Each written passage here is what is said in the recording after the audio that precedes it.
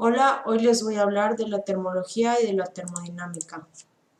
¿Qué es el calor? Es la sensación del calor o del frío que están relacionados. Se considera que es el fluido invisible sin sabor, olor y peso. Es llamado calórico porque se conoce por sus defectos. Cuanto más caliente está un objeto, más fluido o más calor genera. Cuando una sustancia está muy caliente, este crea más fluido y transita en los objetos a mayor temperatura o a menor temperatura. La temperatura es una magnitud física que indica qué tan caliente o fría está una sustancia y se mide con un termómetro. La temperatura es la magnitud física o paralela que contribuyen a descubrir el estado de un sistema. La temperatura y el calor no son los mismos, pero están ligados, ya que la magnitud física que indica qué tan caliente o fría es una sustancia respecto a un objeto que se toma como temperatura. La temperatura de un objeto o un sistema es una propiedad intensiva de un sistema o una propiedad que no depende de la cantidad de materia ni de su naturaleza, sino del ambiente. ¿Cómo se puede medir la temperatura? Para medirla se utilizan termómetros. Su funcionamiento va de la mano con el hecho que se presenta cuando se ponen en contacto dos objetos que están a distinta temperatura. Después de cierto tiempo alcanzan la misma temperatura y esto significa que están en un equilibrio térmico. Cuando se necesita medir temperaturas altas, se emplean los termómetros de resistencia. Este instrumento consiste que es un tubo capilar que lleva en la parte inferior un bulbo con mercurio, que cuando se calienta se dilata de manera directamente proporcional al aumento de la temperatura, por lo que éste asciende y experimenta el nivel de mercurio por el tubo capilar, que es el mismo cada vez que se incrementa en un grado de su temperatura. La escala de la temperatura y sus unidades. Existen tres escalas que son el Fahrenheit, Celsius y el Kelvin. El Kelvin se propuso una nueva escala de temperatura. En este es desde 0, que indica lo que tal vez sea la menor temperatura posible, llamada cero absoluto. En esta temperatura la energía cinética de las moléculas es 0. En el Celsius se basa en el punto de fusión del hielo, que es el 0 grados Celsius, y en el punto de ebullición del agua, que son 100 grados Celsius. A de que la presión de la atmósfera, que es 760 milímetros. Este dividió su escala en 100 partes iguales, que cada una de 1 grado Celsius. Y en Fahrenheit se coloca la temperatura más baja que se puede obtener mediante una mezcla de hielo y cloruro de amonio. Se marca el nivel que alcanzaba del mercurio. Después, al registrar la temperatura del cuerpo humano, se marca con un termómetro.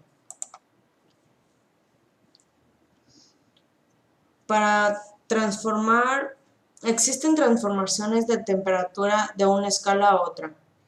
Se puede transformar de Celsius a Kelvin, de Kelvin a Celsius, de Celsius a Fahrenheit y de Fahrenheit a Celsius. El concepto de calor y sus unidades de medida, así se le llama a la transformación de energía de una parte a una de un objeto o entre distintos objetos que se encuentran a diferente temperatura. El calor de energía de tránsito y siempre fluye de objetos de mayor temperatura a los de menor temperatura, que se encuentran en contacto térmico. La energía interna es la suma de energía cinética y potencial de todas las moléculas individuales que lo constituyen. Las unidades para medir el calor.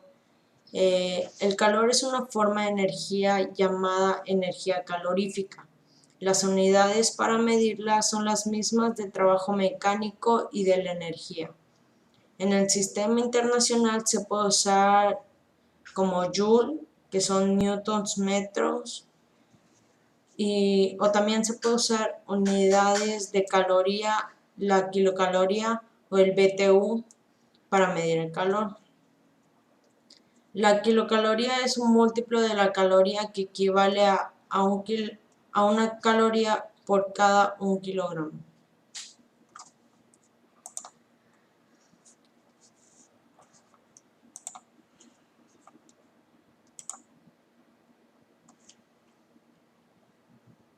El mecanismo por medio de los cuales el calor se transmite de un cuerpo a otro es cuando dos objetos se ponen en contacto y no manifiestan ninguna tendencia que su energía es igual y están a la misma temperatura.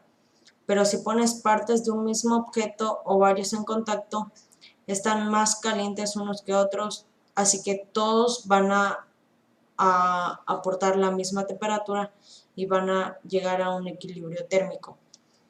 Esta se puede presentar en tres formas, que es la convección, la conducción y la radiación.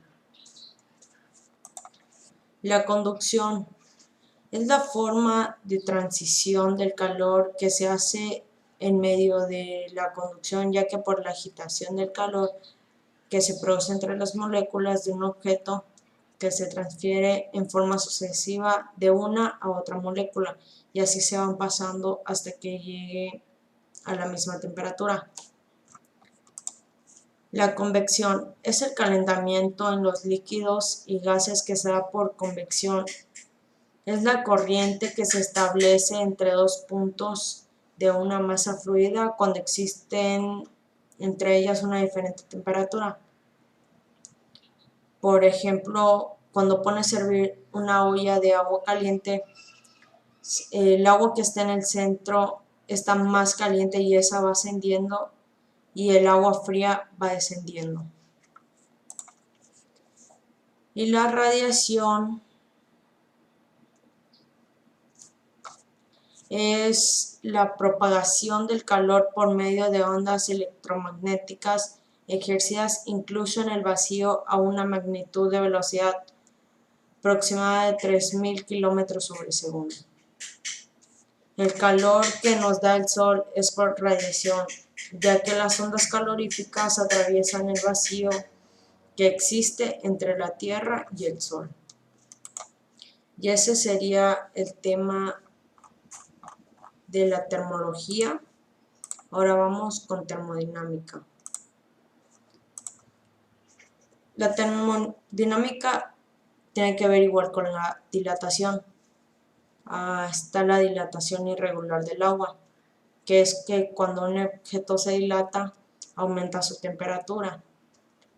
Pero algunas sustancias, en este caso el agua, se contrae en lugar de dilatarse y por eso se hace el hielo. Cuando la temperatura continúa en descenso, la superficie se enfría y se forma una capa de hielo flotante cuya densidad es menor que el agua líquida. La capacidad calorífica es definida como la relación existente entre la cantidad de calor que recibe y su correspondiente elevación de la temperatura. Esta capacidad calorífica tiene una sustancia de un gran valor si se realiza a presión constante que si lo es en el volumen constante. El calor específico se obtiene a partir de una capacidad calorífica y representa la dificultad con la que una sustancia intercambia con el entorno. Es una característica de las sustancias que forman los cuerpos y es muy independiente de la masa.